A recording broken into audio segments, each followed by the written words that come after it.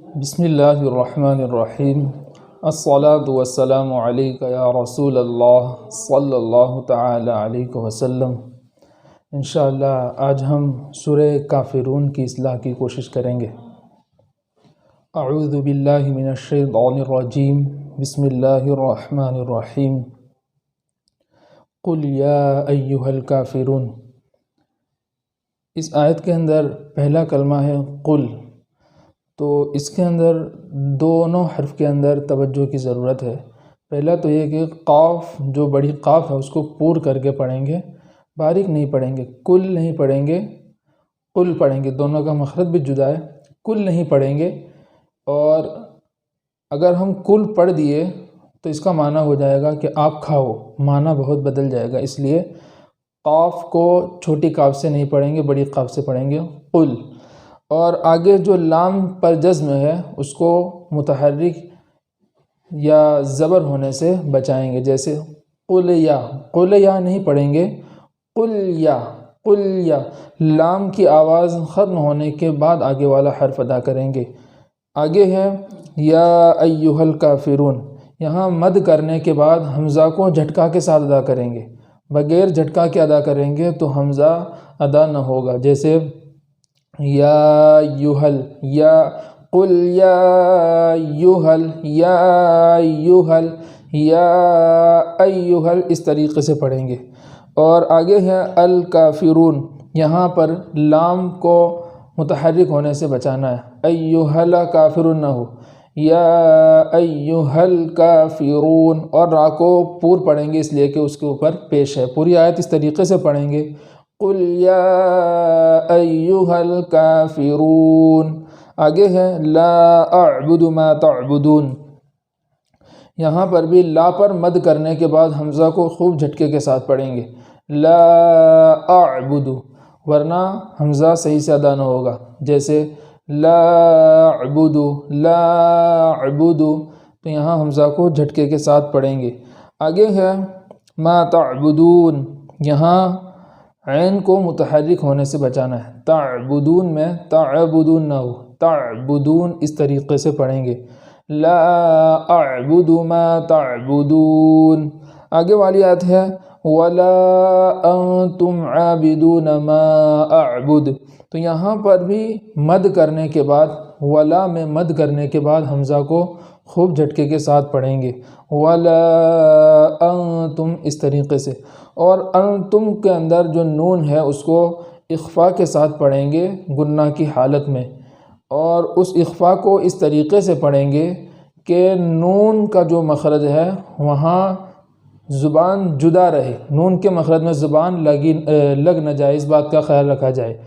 اگر ہم زبان کو مخرج کے ساتھ مخرج میں لگا دیں گے تو وہ اخفاء صحیح سے ادا نہ ہوگا، جیسے انتم ایسا نہیں پڑھیں گے، انتم زبان مخرج سے جدا رہے گی اور گنہ خیشم سے ادا ہوگا، انتم اس طریقے سے پڑھیں گے۔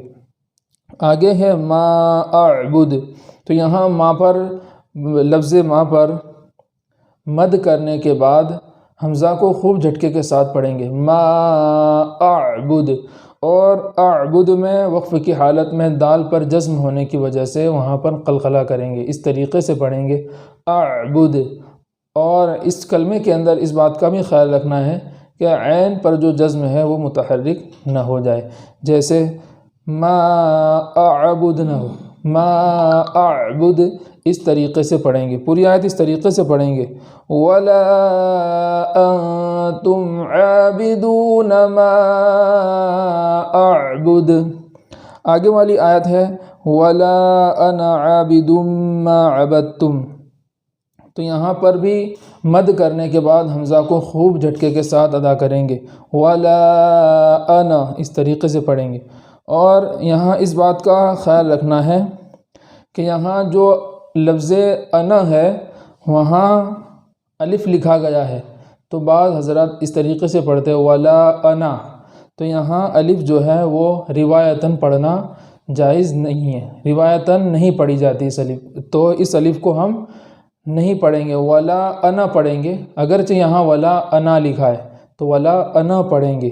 اور آگے ہے عابد ما عبدتم، عابدن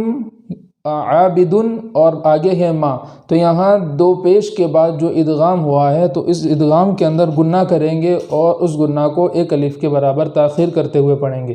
عابدم ما اس طریقے سے پڑھیں گے. آگے ہے عبدتم، تو یہاں وقف کی حالت میں میم کو گنہ کے ساتھ، یعنی جو اس کا ذاتی گنہ ہے اس کے ساتھ پڑھیں گے. عبدتم زیادہ کھینچ کر نہیں، اس طریقے سے پڑھیں گے.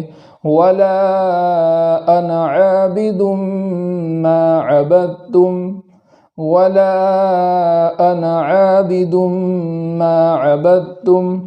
آگے والی آیت ہے ولا انتم عابدون ما اعبد. ہم اس آیت کو پہلے پڑھ چکے ہیں، اس لیے کہ اس آیت کا ذکر پہلے بھی ہو چکا ہے. آگے والی آیت ہے لکم دینکم ولی دین. تو پہلے کلمے کے اندر جو میم پر جزم ہے اس کو متحرک ہونے سے بچانا ہے، لکما نہ ہو، لکم دینکم، لکم دینکم.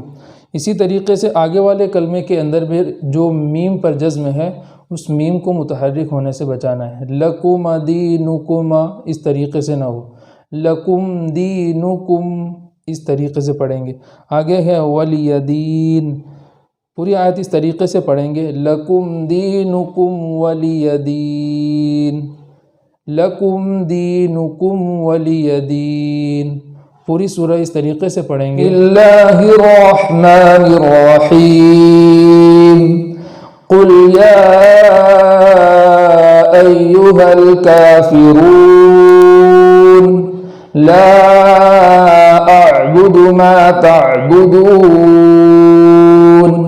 ولا انتم عابدون ما اعبد ولا انا عابد ما عبدتم ولا انتم عابدون ما اعبد لکم دینکم ولی دین.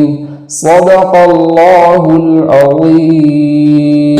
مقبول سنی دعوت اسلام کو آقا کرے عرض یہ شاکر تمہارا یا رسول